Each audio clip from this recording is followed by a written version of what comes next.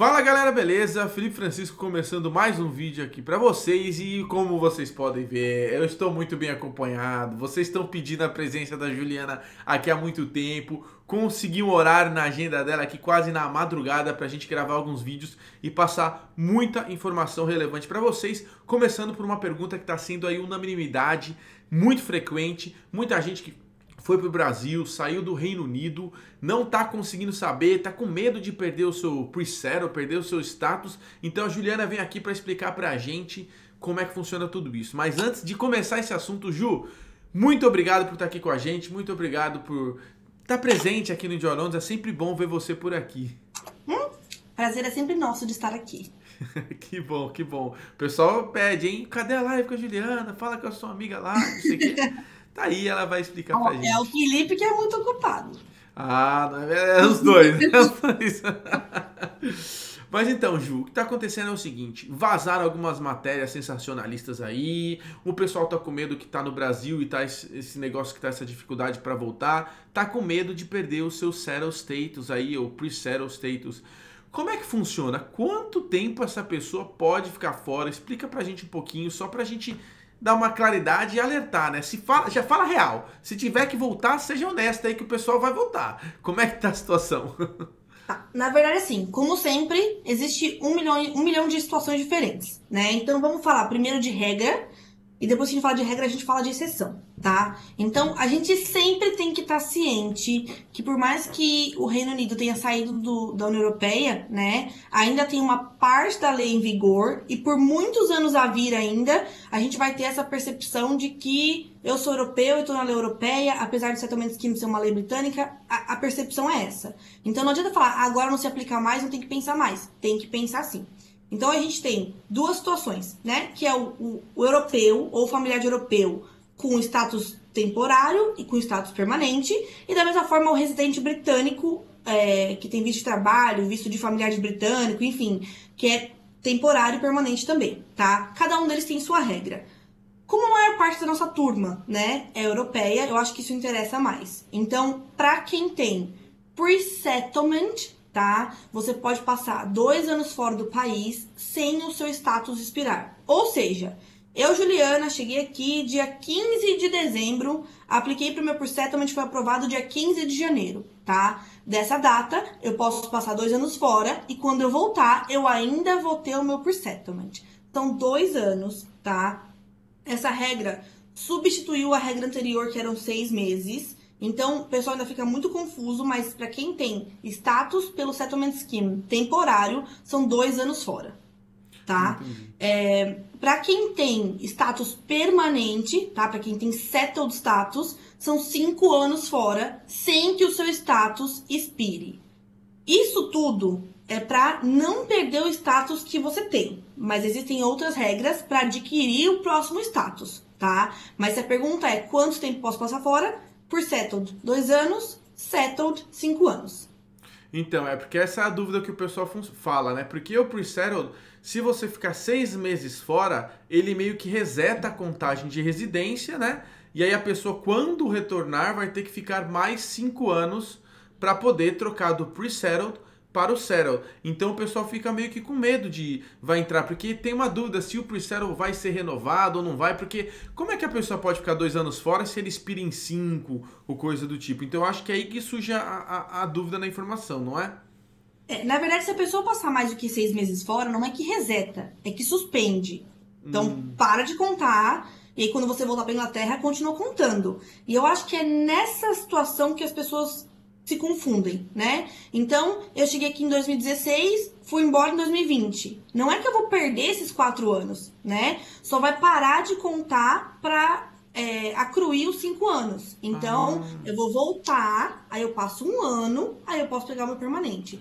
Isso se eu não ficar fora mais do que 2 anos. É assim que funciona. Quando você passa dos 6 meses dentro de um período de 12 meses fora, a contagem se suspende. Não é que zera e volta a contar no Eu não ano sabia zero. disso, eu achei que zerava. Então o que você morou já conta, né? Ele só para. Exatamente. Nossa, muito interessante isso aí. Exatamente. As únicas pessoas que vão ficar ali No limbo é quem veio fazer a aplicação, não ficou nada, e aí quando voltar tem que começar a contar, e quando der 5 anos tem que ver qual aplicação vai estar disponível, né? Porque o governo fala uma coisa hoje, que teoricamente as pessoas não vão perder o direito, mas daqui 5 anos está muito longe ainda. Mas se você tinha 1, 2, 3, 5 anos antes, faltou um mês para fazer 5 anos. Quando voltar, depois do período que você passar fora, você fica mais esse tempo e pede o seu permanente. Então, a resposta, assim, para quem está com o pre-settle, 2 anos. Para quem tem o settle, 5 anos, tranquilamente, vai poder voltar aqui e residir legalmente no Reino Unido. Exatamente. As pessoas ficam, Juliana, mas a aplicação do pre-settlement do settlement scheme só está aberta até junho. Gente, não faz o menor sentido. Se você tem um monte de gente que aplicou pro pre-settlement e tá aí no seu segundo, terceiro ano de residência, como é que essa pessoa vai aplicar pro permanente no futuro? Vai ter que ter um caminho, pode não ter nome de settlement scheme, pode ter outro nome, mas vai ter um caminho, entendeu? A Inglaterra não pode simplesmente expulsar essas pessoas. Então, não se apavorem, sigam a regra, que é 2 anos fora ou 5 anos fora, dependendo do seu status. Exatamente. A gente tem que ficar ligado porque é o que a Juliana falou. Vai ter que, quem tá com pre-settle, ela vai ter o direito do settle, porque tá na lei, foi com essa lei que ela aplicou o visto. Então, o que a gente tem visibilidade até agora é isso, então, essa aplicação. Então tem que aplicar com o que a gente sabe agora. Lembrando que eu já mostrei para vocês aqui em diversos vídeos que devido ao Brexit, muita coisa foi criada às pressas. Então eles só sabem as coisas como vão ser até nos próximos meses, não nos próximos anos, né? Então por isso que a gente tem que ficar ligado. Até eu mostrei para vocês aqui, não sei se você sabe, Juliana, você vai lá no site de carteira de motorista, o site está todo incompleto e eles colocam umas notas lá, essa informação está incompleta. Porque tudo foi tomado às pressas, a gente não sabe o futuro. Então, vamos lidar com as leis que a gente sabe que estão em vigor agora e deixar para resolver o negócio no futuro. De acordo com a lei agora, 2 anos e 5 anos. Certinho? É a mesma coisa no site do Family Permit, né? Tá falando lá. Certos familiares podem aplicar agora. Outros, o formulário só vai estar pronto no fim de janeiro, que agora já passou, né? Então, realmente... E assim, a gente também tem que dar um certo crédito pro governo britânico, porque não fomos só nós que passamos pela pandemia, né? Nós viemos de um período super conturbado, com vários primeiros ministros com opiniões diferentes e a oposição caindo em cima. E aí o Boris pegou o problema e ele ia tentar resolver, mas aí entramos em pandemia, eles resolveram o que dava, né? Que é o futuro próximo. Então, tem que ter paciência e tem que tomar cuidado. Mas, falando em exceção, tá, Felipe? Agora estamos falando de exceção. Certo. Existe, na verdade, tá um site, que é o site do coronavírus do Home Office, que trata sobre todas as exceções que foram abertas por conta da pandemia. Então, essa questão de prazo, tá? Porque, assim, pra mim, a questão mais problemática é de 6 meses, que é o prazo que suspende a contagem do seu tempo aqui, para 2 anos, é muito tempo, né? Então, assim, as pessoas não estão conseguindo acreditar, na verdade, que o governo vai desconsiderar um certo período passado fora. Então, vamos supor que você ficou 9 meses fora, mas você ficou por causa da pandemia. Esses 9 meses não vão contar, o governo vai desconsiderar se você puder provar que ficou impossibilitado de retornar, tá? Principalmente para os brasileiros e acho que os sul-africanos, né? Porque agora, principalmente, está um problema muito grande sobre isso. Então, tem essa exceção e também tem a exceção que mesmo que você passe 2 anos fora, mas consiga justificar por que você ficou fora, né? Vamos supor que a pandemia dure muito ainda, você também não vai perder o seu direito. A gente tem que pensar que toda a lei migratória é muito fundada, claro, em segurança nacional, enfim, mas em direitos humanos. Então, você não pode estabelecer sua residência no país, colocar seus filhos na escola, contribuir para o país e ter insegurança jurídica, né? Então, o pensamento é sempre positivo, é sempre como ajudar e não como atrapalhar os imigrantes, apesar de todo mundo pensar ao contrário. Muito bom saber isso, Juliana. Então, até assim a galera que tá aí presa por lá de fora, talvez lá no futuro consiga fazer uma apelação, falar, eu fiquei 6 meses, mas tem que contar, porque eu fiquei lá só porque vocês mandaram eu pagar 1.750 libras no hotel. Tá Exatamente. vendo? Então, talvez...